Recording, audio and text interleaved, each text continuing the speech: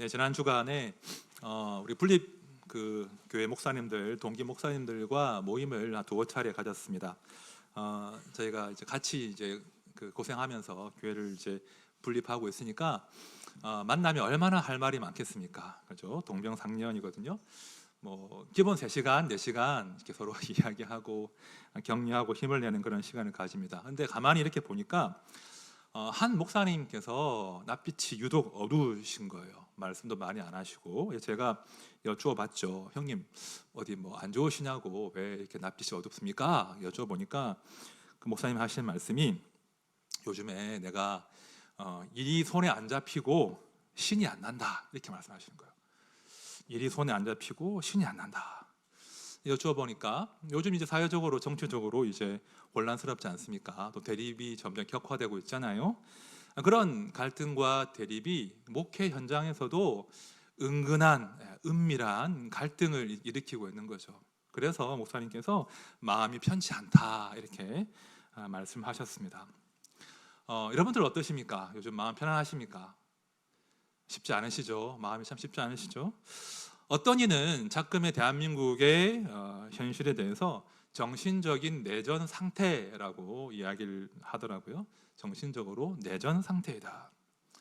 안 그래도 대한민국이 분노가 가득한 사회라고, 정신적으로 위태롭다라고 진단을 많이 해왔었는데 지난 12월 이후로 그런 병증이 더욱 심해지고 있다는 것이죠.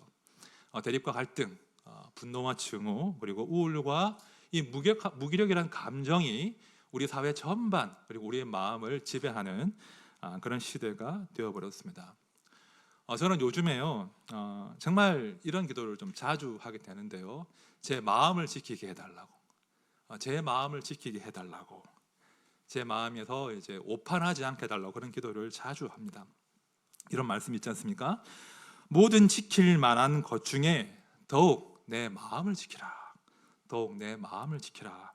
생명의 근원이 이에서 남이니라. 우리가 어떤 시대보다 우리 성도가 하나님 앞에서 마음을 잘 지키기 위해서 애를 써야 되는 그런 시기라는 것이죠. 제가 계속해서 즐겁게 말씀을 이어갈 텐데요. 이 바로는 무엇보다 마음을 완고하게 하면서 고집을 부렸습니다. 그렇죠? 마음을 완고하게 하면서 스스로 재앙 속으로 걸어 들어간 인물이 바로 바로입니다.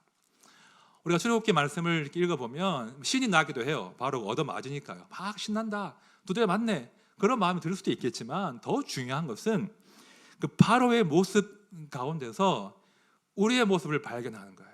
우리의 모습을. 혹시 우리도 바로처럼 마음이 굳어지지 않기를, 우리가 하나님 앞에서 좀 겸손하고 부드러운 마음을 갖기를, 우리 마음이 하나님의 말씀에 좀 고일 수 있기를, 그런 기도를 우리가 늘 하셔야 된다는 거예요. 오늘 제가 그런 마음으로 설교를 준비했습니다. 높은 마음이 아니라 낮고 가난한 마음에 하나님 말씀이 고이는 거예요. 가난한 마음을 소유한 자가 천국을 소유할 수 있습니다. 이제 한번 말씀 속으로 들어가 보겠습니다. 제가 이미 말씀드린 것처럼 이 바로라는 인물은요, 흰 중심의 그런 세상에서 최고의 강자이자 수혜자였습니다. 그렇죠? 바로 스스로가 신이었고요. 또 바로 스스로가 신이면서 다른 신들과 우호적인 관계를 맺고 있다고 자신한, 그렇죠? 그런 그 세계관의 최강자가 바로 바로였습니다. 자, 그런 교만함으로 지금 바로가 하나님과 대결을 벌이겠다고 하는 것인데요. 하나님이 보기 좋게 그 바로의 교만을 하나씩 무너지게 하신다는 거예요. 자, 2주 전에 우리가 봤는데요. 여러분, 애굽에 내린 첫 번째 재앙이 무엇이었습니까? 나일강이 피로 변하는 것이었죠. 자, 7장 21절 말씀 우리 같이 보겠습니다. 시작. 나일강의 고기가 죽고 그 물에서는 악취가 나니 애굽 사람들이 나일강 물을 마시지 못하며 애굽 온 땅에는 피가 있으나. 자, 애굽의 자랑, 애굽의 젖줄, 애굽의 생명줄 나일강을 심판하시는 대목이에요. 자, 나일강이 이제 정기적으로 범람을 하거든요. 정기적으로 범람하면 이제 좋은 유기물을 함유한 그런 퇴적층이 강 주변으로 형성되는 거예요. 그래서 나일강 주변은 옥토, 정말 검은 흙으로 덮인 옥토가 되는 겁니다. 그래서 이 이집트는 그 옥토 덕분에 그 고대 근동의 식량 창고로 불릴 만큼 아주 풍성한 나라였습니다. 나일강이 그런 선물을 준 것이죠. 그래서 이 애굽 사람들은 나일강을 신으로 삼았습니다. 신격화했습니다. 제가 찾아보니까요, 이 나일강 신이 제가 찾은 게 두 개가 있더라고요. 하나는 하피라는 신이 있고요. 그 다음에는 크눔이라는 나일강 신이 있습니다. 제가 그림을 준비했거든요. 자, 저놈이 크눔이에요. 저놈이 크눔, 나일강 신입니다. 나일강 신. 나일강의 풍요를 관장하는 물의 신이죠. 보시면 머리가 무엇으로 되어 있나요? 머리가 뭘까요? 어떤 짐승이죠? 저게 순양이래요. 순양. 순양의 머리를 한 신이 나일강의 신 크눔이에요. 그러니까 첫 번째 재앙은 이집트의 자랑, 애굽의 자랑, 그 나일강, 이 크눔 신을 심판하고 무력화하는 그런 재앙으로 볼 수 있습니다. 자, 두 번째 재앙이 어떤 재앙이죠? 개구리 재앙. 그죠? 개구리 재앙. 개구리가 막 나일강에서 올라와 가지고는 온 이집트에 창궐하는 그런 상황이 된 겁니다. 심지어는 그 바로의 침실에도 개구리가 막 들끓었다는 거예요. 우리 자매님들 개구리 좋아하십니까? 얼마나 끔찍한 재앙이 벌어진 겁니까? 그렇죠? 근데 이 개구리도 신이에요. 자, 개구리가 양서류잖아요. 양서류는 알을 많이 낳거든요. 그래서 이 개구리는 번식과 다산의 신으로 애굽 사람들이 숭배했다는 거예요. 그래서 이 그 개구리 신의 이름이 헤켓이라는 신인데 그림을 준비했습니다. 개구리 머리를 하고 있죠. 개구리 머리를 한 신이 헤켓 신입니다. 이집트 신화에 따르면 앞서 나일강으로 소개했던 그 크눔 신이 헤켓의 남편이라고 합니다. 남편 신이라고요. 자, 정리하면 하나님께서는 첫 두 재앙을 통해서 애굽의 자랑, 애굽의 젖줄, 생명줄, 그 풍요와 그 번영의 그 상징이 되는 그 나일강 신과 개구리의 신을 징벌한 겁니다. 그렇죠? 더 이상 너희들이 그 풍요의 신을 마음대로 다룰 수 없어라는 걸 보여주신 거죠. 자, 이런 상황이 되니까 바로가 모세를 소환해요. 부릅니다. 자, 8장 8절 제가 볼게요. 바로가 모세와 아론을 불러 이르되 여호와께 구하여 나와 내 백성에게서 개구리를 떠나게 하라. 내가 이 백성을 보내리니 그들이 여호와께 제사를 드릴 것이니라. 백성들 보내줄 테니까 개구리 좀 이렇게 좀 제거해 줘라고 바로가 요청해요. 자, 그런데 말입니다. 이어지는 9절을 보시면 바로가 모세의 말을 듣고는 묘한 질문을 해요. 묘한 질문을 합니다. 자, 9절 말씀 우리 같이 보겠습니다. 시작. 모세가 바로에게 이르되 내가 왕과 왕의 신하와 왕의 백성을 위하여 이 개구리를 왕과 왕궁에서 끊어 나일강에만 있도록 언제 간구하는 것이 좋을는지 내게 분부하소서. 모세가 뭐라고 지금 그 질문을 던지죠? 개구리를 언제 물러가게 할까요? 언제 물러가도록 할까요? 당신이 한번 시간을 지정해 보세요 라고 질문을 합니다. 모세가 왜 이런 질문을 할까요? 지금 모세는요 바로를 떠보는 겁니다. 지금 바로가 연속적으로 재앙이 임할 때 하나님과 힘싸움을 벌이려고 하잖아요. 하나님의 힘을 테스트하려고 하잖아요. 지금 모세는 바로가 다시 하나님을 테스트하는지 하지 않는지를 지금 떠보는 거예요. 자, 10절을 보시면 이렇게 바로가 답을 하네요. 10절입니다. 그가 이르되 내일이니라. 바로가 답을 하기를 그래 내일로 나를 정하겠어 라고 답을 하는 거예요. 여러분, 지금 개구리가 있어요. 개구리가 침실에 있다고요. 주방에 있다고요. 정상적인 사람이면 어떻게 해야 돼요? 지금 당장 보내주세요 이렇게 해야 되는데 내일이라고 합니다. 지금 바로는요 여호와라는 신을 테스트한다는 의도를 지금 비추고 있는 거예요. 여러분, 일반적인 재앙이 있잖아요. 홍수이든 뭐 기근이고 가뭄이든 역병이든 지진이든 언제 생길지 언제 그칠지 예측을 할 수 없어요. 그죠? 그러니까 자연의 힘들, 재앙들은 시작과 끝을 알 수 없어요. 그것이 바로가 일반적으로 경험했던 신들의 노여움이었고 신들의 재앙인데, 바로는 추측하기를 여호와가 개구리를 올려 보냈지만 개구리를 몰아내지는 못할 거다, 정한 시간에. 이렇게 추정한 거예요. 그러니까 여호와라는 신도 애굽의 다른 신들과 다를 바 없어 재앙의 끝은 특정하지 못할 거야 라고 한번 테스트해 보는 거예요. 그래서 내일이라고 지정한 거죠. 자, 그러자 모세가 멋진 답을 합니다. 자, 10절 제가 다시 볼게요. 그가 이르되 내일이냐? 이제 바로가 이제 탁 던졌어요. 모세가 이르되 왕의 말씀대로 왕에게 우리 하나님 여호와, 왕의 말씀대로 하여 왕에게 우리 하나님 여호와 같은 이가 없는 줄을 알게 하리니. 지금 왕께서 여호와를 테스트하십니까? 왕의 말씀대로 정확하게 내일 개구리가 사라지게 해서 온 천하에 여호와 같은 분이 없는 것을 내가 알게 하겠습니다 라고 지금 이야기합니다. 결국 이 모세의 호언 장담대로 바로가 요청한 그 시간에 개구리를 싹 물러가게 하시는 거예요. 여러분, 너무 신기하지 않아요? 감동이 없으십니까?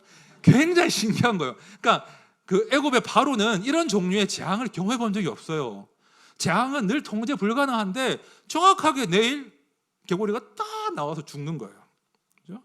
그러나 그렇게 개구리가 딱 정한 시간에 물러갔지만 말씀해 보니까 개구리가 물러가고 바로가 숨을 쉴 수 있게 되자, 다시 마음을 완고하게 하는 겁니다. 보내지 않겠다. 또 변심하는 거예요. 자, 이후로 전개되는 이야기는 뭐냐면요, 이 바로의 변심, 이 바로의 도전에 응전하시는 하나님의 그 기적에 관한 이야기예요. 그렇죠? 그러니까 바로가 완고하게 나오면 나올수록, 하나님의 능력을 테스트하겠다면 하면 할수록 하나님은 그 힘과 정확성을 점점 높여가시면서 그 바로의 완고함에 응전하시는 내용이 이후의 재앙의 이야기입니다. 좀 건너뛰어서요. 자, 네 번째 재앙이 파리 재앙이거든요. 이 파리 재앙부터는 재밌는 것이 그 재앙이 발생하는 공간을 명확하게 구분하십니다. 자, 8장 22절 말씀 같이 봅시다. 시작. 그날에 나는 내 백성이 거주하는 고센 땅을 구별하여 그곳에는 파리가 없게 하리니 이로 말미암아 이 땅에서 내가 여호와인 줄을 내가 알게 될 것이라. 네, 여러분들 그 파리를 조련했다는 분 파리를 조련해가지고 내 말 듣게 했다는 이야기 들어보신 적 있어요? 없죠? 그죠? 파리가 무슨 GPS가 있어가지고 정확하게 이제 그렇게 한 건 아니잖아요. 놀라운, 그죠? 딱 그 애굽 사람들이 정착한 그 땅에만 파리가 창궐하게 하십니다. 말씀을 해보니까 이 파리 때문에 애굽 땅이 폐허가 되었다, 사람이 살 수 없는 땅이 되었다라고 묘사할 정도로 이 파리가 엄청나게 창궐했다는 것이죠. 자, 그러자 또 급하게 바로가 모세를 불러요. 그리고 뭐라고 하냐면, 내 보내줄게. 그 다음에 나를 위해서 기도하라, 이렇게 바로가 요청합니다. 여러분, 이 바로가요 굉장히 뻔뻔하고 이기적입니다. 지금 자기 고집 때문에 누가 고생해요? 온 이집트 애굽이 고생하고 있는데 나를 위해서 기도하라, 이런 뻔뻔하고 이기적인 그런 요청하는 겁니다. 그러니까 사람이 완고해지면요 다른 사람 고생하는 거 안 보여요. 내 고생스러우니까 빨리 나를 위해 기도해다오. 그죠? 조금 짜증이 나려고 하는 그런 상황입니다. 그러니까 파리가 물러가요, 그죠? 그런데 또 변심하잖아요. 굉장히 짜증스러운 상황이 반복되는 패턴입니다. 여러분, 제가 사실은 이제 10장이니까 한 주에 하나씩 10주 동안 할 수 있잖아요. 그렇게 하시는 목사님이 계시더라고요. 제가 만나보니까 그분이 말씀하시기를, 제가 10장 스토리를 10주간 하니까 한 성도님이 찾아오시더라고요. 자기를 찾아오시더니, 목사님 10주에 걸쳐가지고 재앙 이야기 하시니까 주일 날 교회 올 때마다 저주받는 기분이라고, 제발 좀 그만하시라고. 제가 좀 지금 축약을 하는 겁니다. 아무튼 지금 짜증나는 상황이 계속 반복되고 있는 겁니다. 그러니까 바로가 마음을 완악하게 하면서 스스로 재앙을 자초하는 그런 일이 반복되는 겁니다. 자, 다섯 번째 재앙은 가축의 죽음의 재앙인데요. 역시 재앙이 임하는 공간을 정확하게 구분하십니다. 자, 9장 4절 보십시오. 여호와가 이스라엘의 가축과 애굽의 가축을 구별하리니 이스라엘 자손에게 속한 것은 하나도 죽지 아니하리라 하셨다 하라 하시고, 이렇게 날카롭게 정확하게 공간을 구별한 다음에 돌림병을 돌게 하시고 애굽의 가축을 다 죽이십니다. 애굽 사람들이 키우던 가축만 다 죽는 거예요.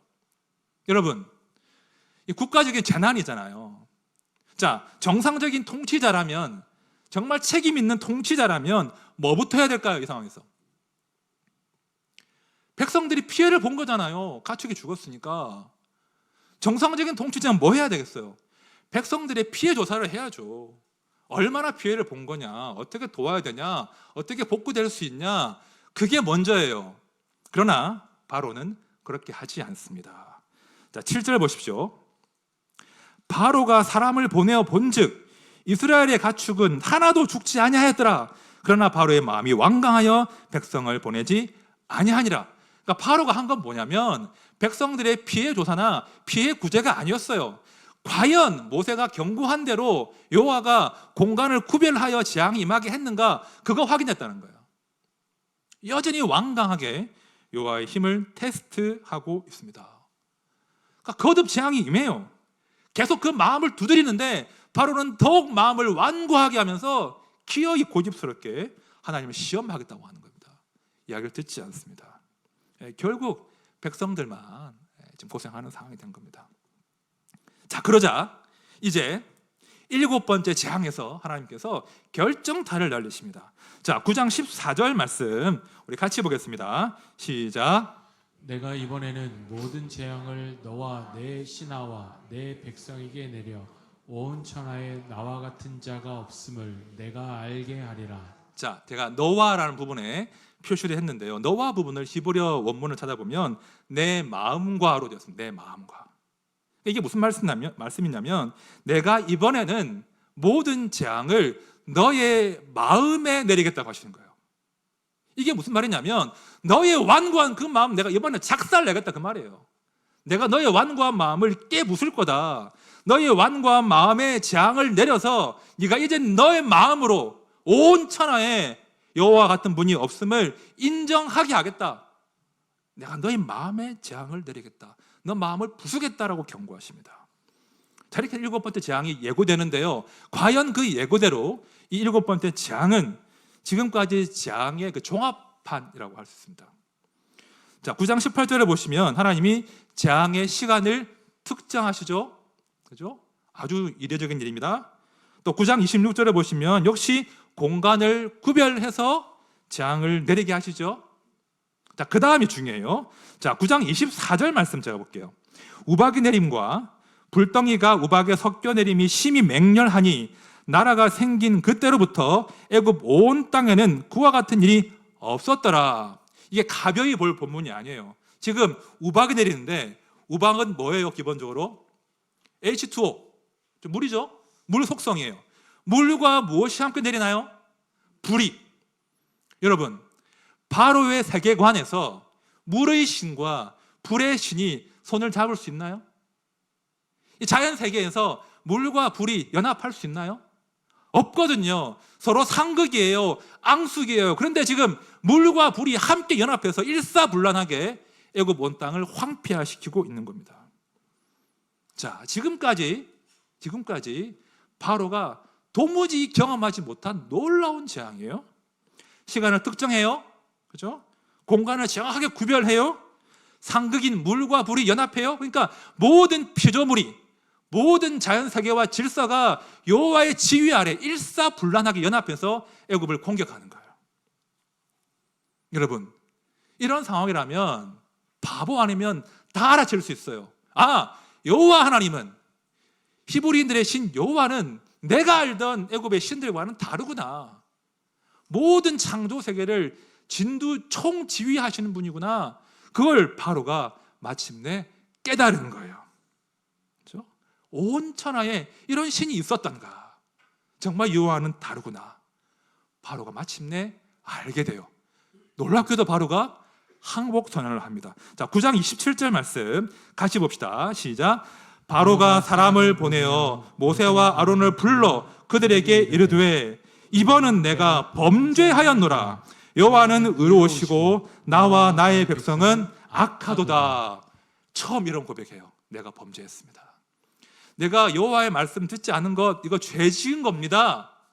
여호와는 저 위의 신입니다 라고 지금 드디어 바로가 여호와를 인정합니다. 여호와는 저와 동급의 신이 아니군요. 여호와 같은 신이 없군요. 내가 여호와께 죄를 지었습니다. 바로의 마음이 부드러워진 거예요. 완고한 마음이 아니라 부드러운 마음으로 바뀐 거예요. 여러분, 어쩌면 바로가 이 마음을 유지했다면 애굽의 비극은 7번으로 끝났을 겁니다. 끝났을 거예요. 그러나 불행하게도 바로는 부드러운 마음을 지키지 못했습니다. 자, 9장 34절 보십시오. 바로가 비와 우박과 우레소리가 그친 것을 보고 다시 범죄하여 마음을 완악하게 하니 그와 그의 신하가 꼭 같더라. 우박이 그친 거예요. 다시 마음이 바뀝니다. 그러니까 분명 이 바로는 알았잖아요. 자기 눈으로 여호와라는 신이 어떤 신인지 알았잖아요. 그런데 다 알면서도 바로는 그 진리에 눈을 감은 거예요. 진리에 눈을 감고 하나님을 인정하기를 거부하고 끝까지 고집을 부리면서 더 깊은 나락으로, 재앙 속으로 들어갑니다.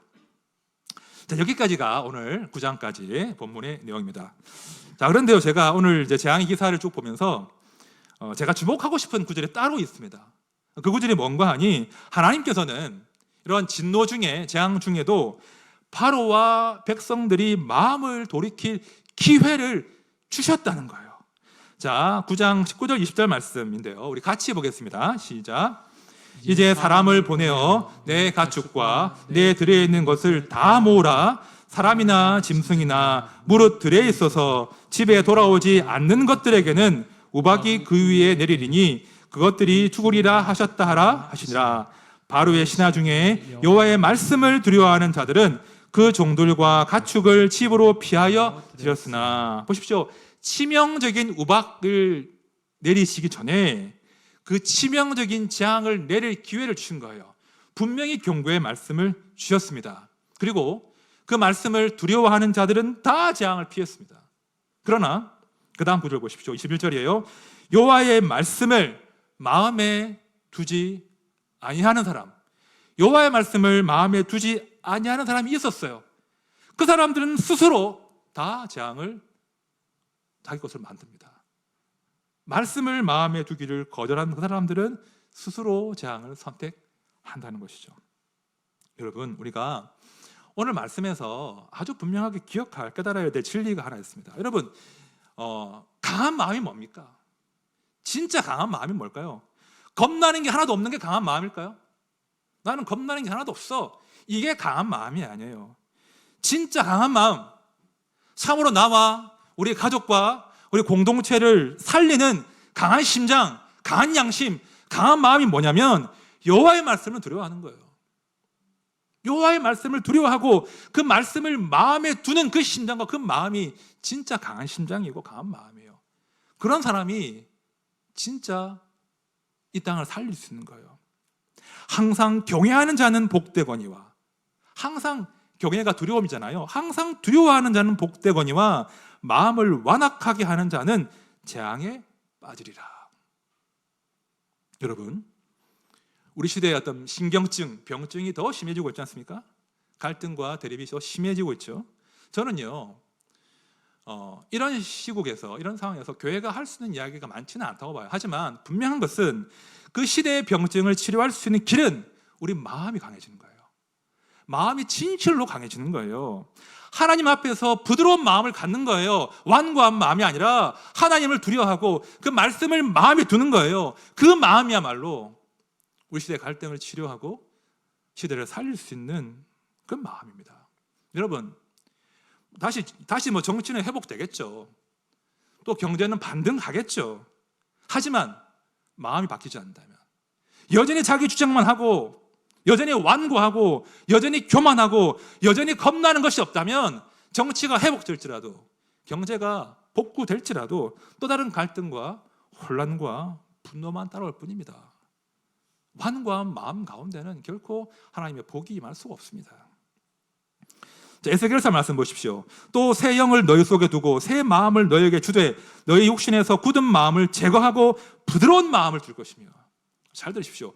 구원의 다른 이름은 하나님께서 우리 가운데 굳은 마음을 제거하시고 부드러운 마음을 주신다는 거예요. 우리 심령을 부드럽게 하시는 것, 하나님을 두려워하는 마음, 그분의 뜻을 이해하는 마음으로 만드시는 것이 바로 구원입니다. 여러분, 우리가 하나님과의 관계에서도 말입니다. 사람과의 관계에서도 결국 우리를 넘어지게 하고 무너지게 하는 것이 완고한 마음이에요. 완고한 마음 때문에 하나님과도 내 이웃과도 가족과도 다 관계가 깨어지는 거예요. 여러분, 당부드립니다. 지나친 자신감, 지나친 확신, 과도한 교만들 경계하셔야 됩니다. 대단히 무서운 것입니다. 대신 하나님 앞에서 낮은 마음, 겸손한 마음을 구하시면 좋겠습니다. 그 낮은 마음, 부드러운 마음에 하나님의 말씀이 담기는 거예요. 그 낮은 마음으로 말씀이 고이는 거예요. 말씀이 고인 그 마음, 하나님을 두려워하는 그 마음이 진짜 강한 마음이에요. 그 강한 마음, 그 부드러운 마음이 나를 살리고 가족을 살리고 교회를 살리고 이 땅을 살릴 것입니다. 그런 성도님 되시면 좋겠습니다. 이제 말씀을 정리하겠습니다. 제가 얼마 전에 이제 젊은 커플을 신방을 했는데요. 그 커플은 잠옷실에 있겠네요. 미국에 오래 살다가 한국에 들어와서 이제 애를 쓰고 있는 가정인데 저한테 그래요. 목사님 정말 한국 살기 싫어요. 한국 떠나고 싶어요. 왜 그러냐 그랬더니 너무 서로 날카롭대요. 너무 서로 불친절하대요. 너무 서로 팍팍하고 예민하대요. 왜 이렇게 서로에게 이렇게 못 잡아먹어서 안달인지 모르겠다. 한국은 그런 말을 하면서 한국 너무 살기 싫어요 이렇게 이야기하더라고요. 제가 봐도 그렇습니다. 지나치게 예민하고 날카롭고 공격적이에요. 그렇죠? 막 자기를 주장하고 자기를 주장하려는 마음이 강하다 보니까 그것이 이제 공격성으로 드러나는 것 같습니다. 그래서 한국 사람들은 늘 긴장하는 것 같아요. 그리고 늘 어깨가 뭉쳐 있는 것 같습니다. 지금 어깨 어떠십니까? 뭉쳐 있죠. 오죽하면 어깨 마사지기가 막 불티나게 발린다잖아요. 너무 긴장스러운 사회를 우리가 지금 통과하고 있는 거예요. 여러분, 우리가 이 긴장을 좀 풀어주는 성도의 삶이 되셔야 돼요. 성도는요, 세상 나라가 아니라 하나님 나라 위에 사는 사람입니다. 성도는요, 5년이 지나도 10년이 지나도 100년 지나고 1000년 지나도 10,000년 지나도 사라지지 않을 하나님 나라의 대의를 위해 사는 사람이에요. 좀 달라야 돼요. 좀 여유가 있어야 돼요. 성도의 다름이 무엇이겠습니까? 성도의 나음이 무엇이겠습니까? 시대가 참 완고한데요. 그 완고한 시대 가운데 또 다른 완고함을 더하는 것이 아니라 그 완고함을 완화시키는 자로, 그 완고함을 완충하는 자로, 풀어주는 자로 사는 것이 성도의 다름과 성도의 나음이에요. 사람들은 겁나는 게 없대요.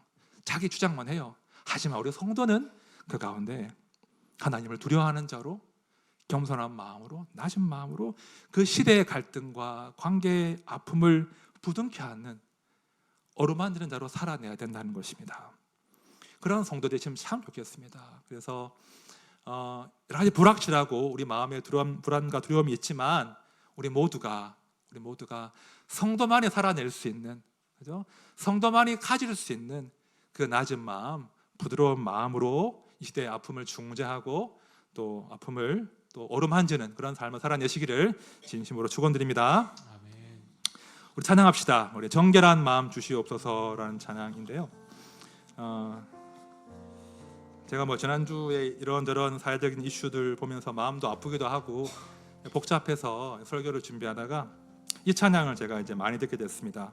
가사를 보시면 이런 가사가 나옵니다. 나를 주님 앞에서 멀리하지 마시고 주의 성령을 거두지 마옵소서. 나를 주님 앞에서 멀리하지 마시고 주의 성령을 거두지 마옵소서. 제가 이 대목을 찬양하는데 정말 얼마나 많이 울었는지 모릅니다. 하나님, 제가 제 마음이 완고해지지 않게 해주십시오.